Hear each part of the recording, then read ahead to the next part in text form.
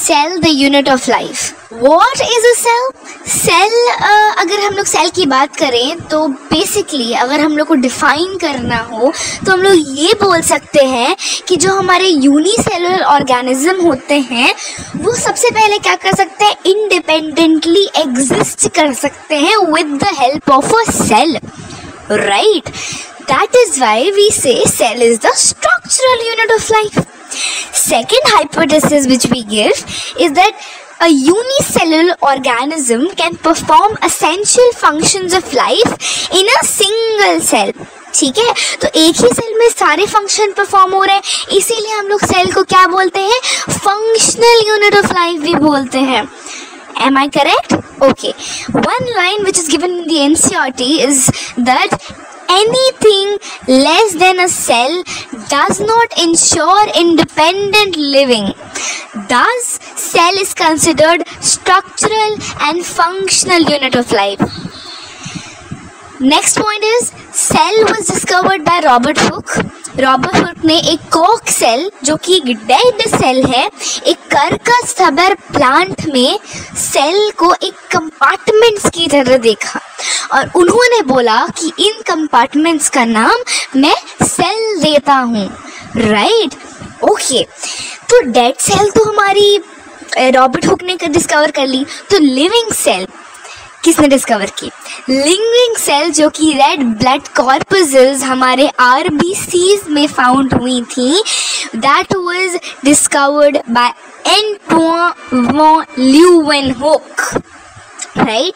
He discovered the first living cell. Nucleus किसने discover किया? ये सब डिस्कवरी और साइंटिस्ट के नाम है, you need to remember it, no doubt in that. So basically nucleus एक रूट सेल ऑफ ऑर्किड में हमें मिले थे, founded by the famous scientist Robert Brown. Nucleolus किसने डिस्कवर किया? फोंटेन ने डिस्कवर किया। ऐसे बहुत डिस्कवरीज हैं, लेकिन ये आपकी 3 NCERTs में दी हुई हैं, तो आप NCERT पहले उस पर सीमित हो जाए। 95% ऑफ नीट सिलेबस आप बायो का कंप्लीट करिए, उसके बाद 5% का बाद में देखा जाएगा। एम आई राइट? ओके, ना बात करते हैं हमारी सेल थ्योरी की। सेल थ्योरी जैसे आपको पता है स्क्लेटन और स्वान ने दी थी। Let's know something about that. So in the year of 1838, German botanist Schleiden, on the basis of his study on plant, concluded that plants are made up of different types of cells. At the same time, 1839, British zoologist Swan concluded the presence of a thin membrane around the animal cell, today known as the cell membrane. तो Schwann ने conclude किया एक presence of cell wall जो कि एक unique character होती है हमारे प्लांट सेल की, और उन्होंने प्रपोज किया एक हाइपोथेसिस। हाइपोथेसिस क्या होता है? Hypothesis is a propose statement जिसको अभी तक प्रूफ नहीं किया जा चुका हो, right? According to which organisms जो होते हैं that is made up of cell, और सेल के बनाए हुए products that is cell products. तो बेसिकली अगर हम लोग सेल थ्योरी की बात करें तो इनिशियली अगर हम लोग स्क्लाइडन और स्वान की बात करें तो उन्होंने 3 थ्योरी प्रपोज की थी। पहला, cell is made up of small amount of cytoplasm having nucleus and surrounded by cell membrane. Cell wall may और may not be present, right? Second, organisms are made up of cell and their products. Cell के बनाए हुए होते हैं, cell के जो products होते हैं जो सेल बनाते हैं उसके बने हुए होते हैं हमारे ऑर्गेनिजम्स। और एक्टिविटी ऑफ ऑर्गेनिज्म जो भी ऑर्गेनिज्म जो भी एक्टिविटी कर रहा है that is because of the activity of cell. आपके अंदर एनर्जी कहाँ से प्रोड्यूस हो रही है? क्योंकि सेल के अंदर एक कंपोनेंट है, ऑर्गेनेल है, जिसका नाम है माइटोकॉन्ड्रिया, जो आपकी एटीपी प्रोड्यूस कर रहा है, जो कि आपके ब्लड स्ट्रीम में जा रही है और आपको एनर्जी दे रही है, राइट?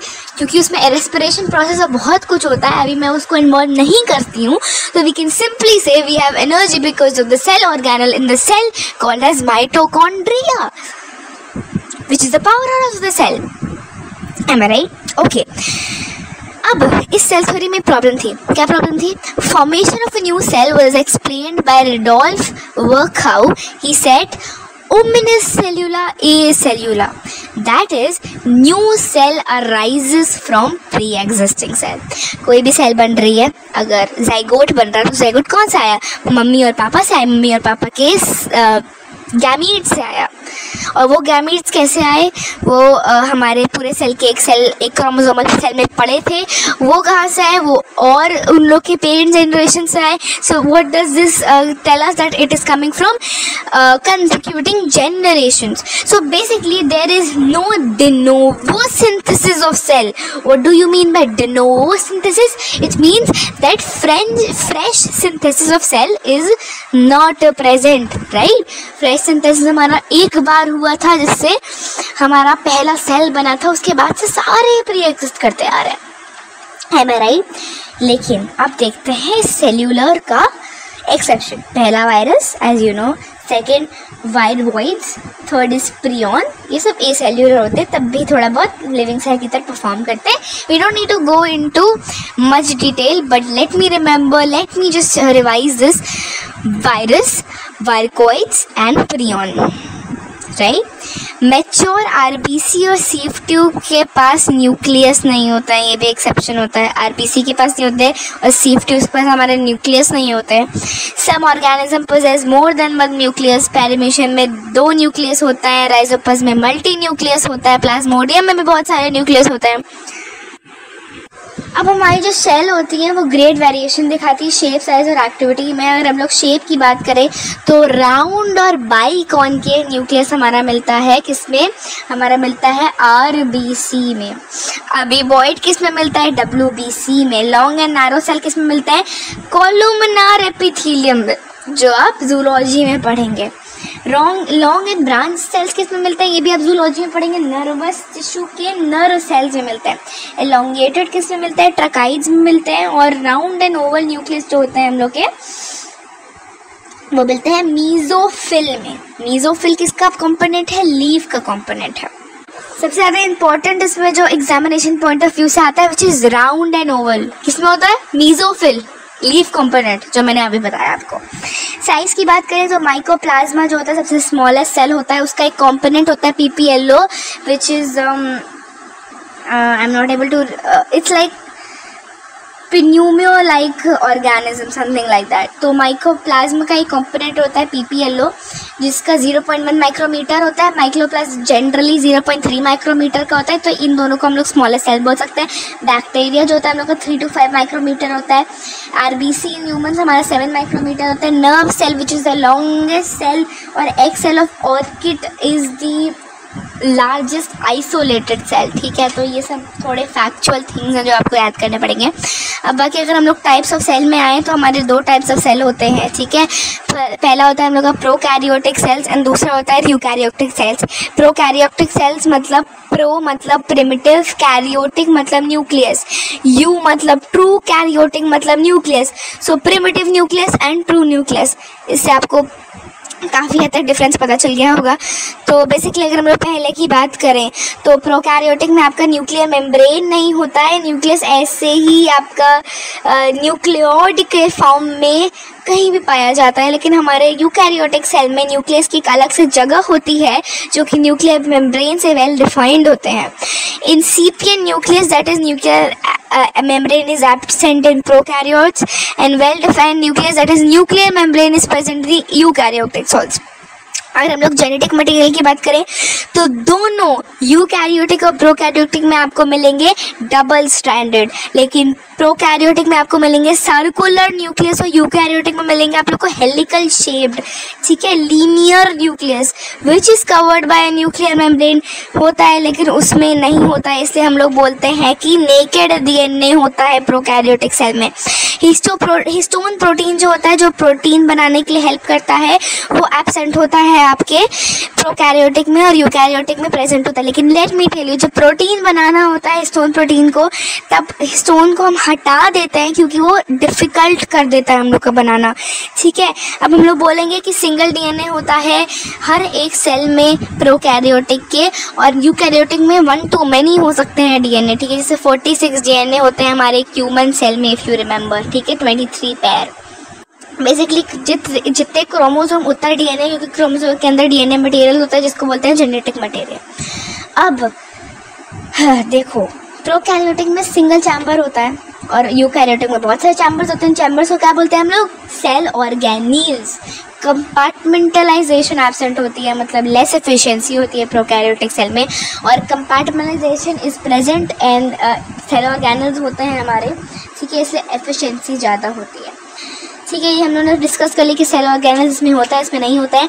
और हमारे प्रोकैरियोटिक सेल्स में 70S राइबोसोम्स मिलते हैं और यूकैरियोटिक सेल्स में हम लोग को 80S राइबोसोम मिलता है।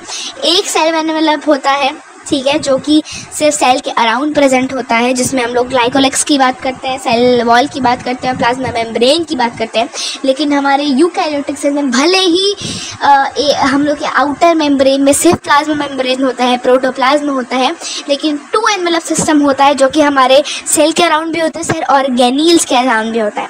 ठीक है, हम लोग साइटोप्लाज्मिक साइटोलिसिस स्ट्रीमिंग की बात करें तो हमारे प्रोकैरियोटिक्स में एब्सेंट होती है और उसमें प्रेजेंट होती है यूकैरियोटिक में। अभी साइक्लोलिसिस होता क्या है? This is the movement of cytoplasm. अब मूवमेंट जैसा होगा तो हमारी एफिशिएंसी ज़्यादा होगी, तो बेसिकली डिस्ट्रीब्यूट करता है वो कंपोनेंट्स को। फंक्शन इसका ये होता है साइटोलिसिस का कि वो डिस्ट्रीब्यूशन फैलाता है।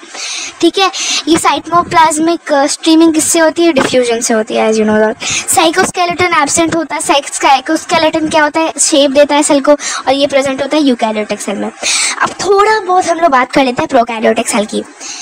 It is represented by bacteria, blue green algae, mycoplasma, PPLO etcetera.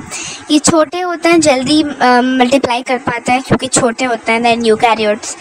4 basic shapes होते हैं बैक्टीरिया के: rod shaped, bacillus, spherical shaped, coccus, comma, vibrio and spiral shape स्पाइरियम।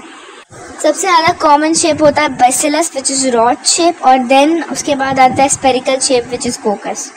हम लोग नेक्स्ट क्लास में बात करेंगे कि स्ट्रक्चर क्या होता है एक प्रोकैरियोटिक सेल का। Okay, till then bye bye.